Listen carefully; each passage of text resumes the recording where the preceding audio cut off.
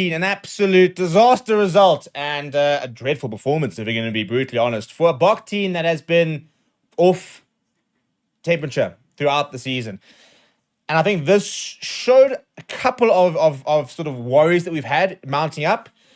But I think it also shows that we've got to be far more adaptable. I don't think we necessarily got the team selection completely right, but there are bigger issues brewing in this box side, and that is very worrying. In particular, you look at how bad the lineouts were. That is completely unacceptable for that to be.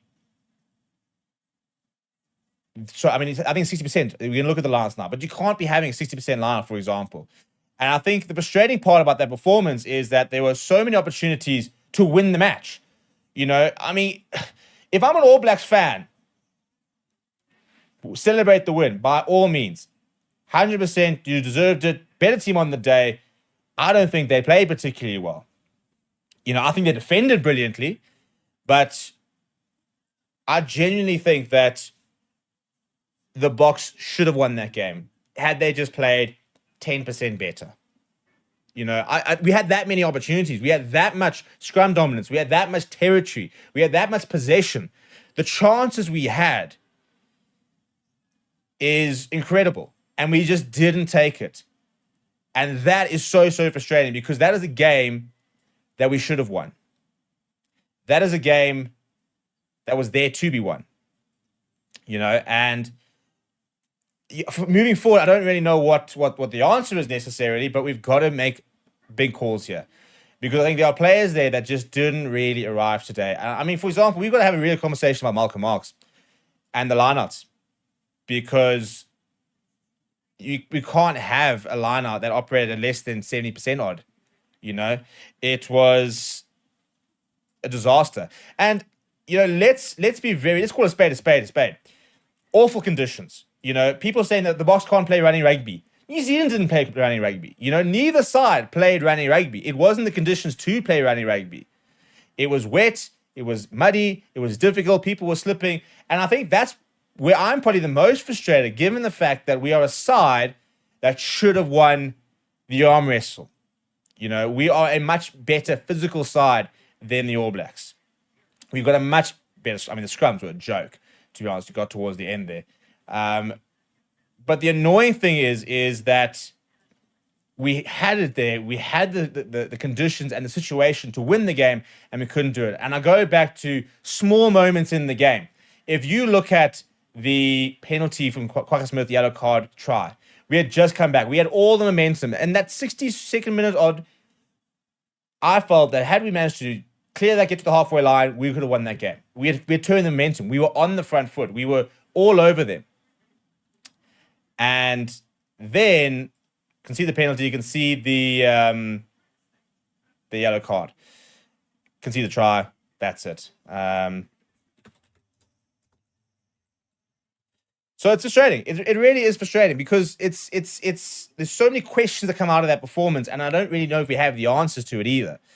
You've got to look at, for example, was the 6-2 split maybe a better version? I don't think so necessarily because the scrum still dominated. The pack still dominated in the second half. Where we needed to find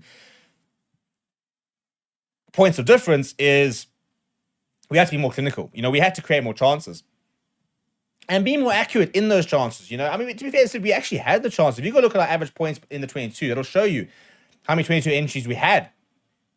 And we didn't take them, and we didn't use them properly.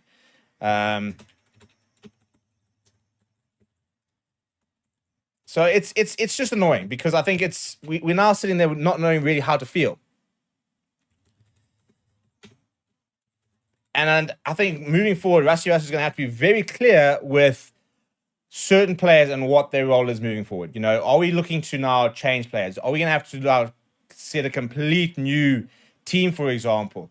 Are we going to have to relook at our backline and the way we do it? Today we went with the physical forwards, tactical backline, which was the right conditions for that, but we didn't execute well enough.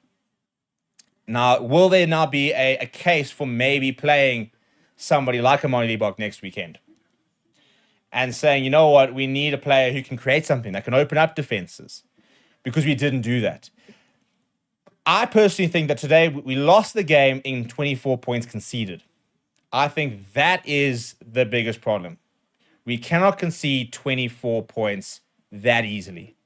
They did not have to work hard enough for those points. I want to go to the 22-meter inches. It's actually on the other page. And I think that, because I think that'll be a telling stat. I genuinely do. I think that you look at when the points conceded over here was this try over here, cross kick goes under, it's unlucky. It's unlucky. Villaroo needs to do better. He needs to probably check his line. But Narawa dives forward and basically ends up diving under the legs of Villaroo. I mean, it's a bit of a freak thing. I've never seen that before in my life, and I've watched a lot of rugby. And then Cheslin Colby doesn't commit to the tackle where he probably needs to, and he goes over. That second try is so avoidable. And I think that's also becoming a frustrating part for me, is that there are so many tries that are avoidable that we're not taking. And we're not scoring. And that becomes a real point of concern, to be honest, is that we're not taking those sort of opportunities. And that, for me, becomes quite worrying because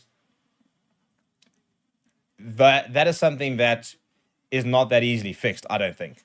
And I think that's probably my worry. Something like the Lions, for example, when they're that bad, can you fix that in a week? Is that something we can fix? Excuse me. Is that something we can fix in a week? Because I'm not sure it is.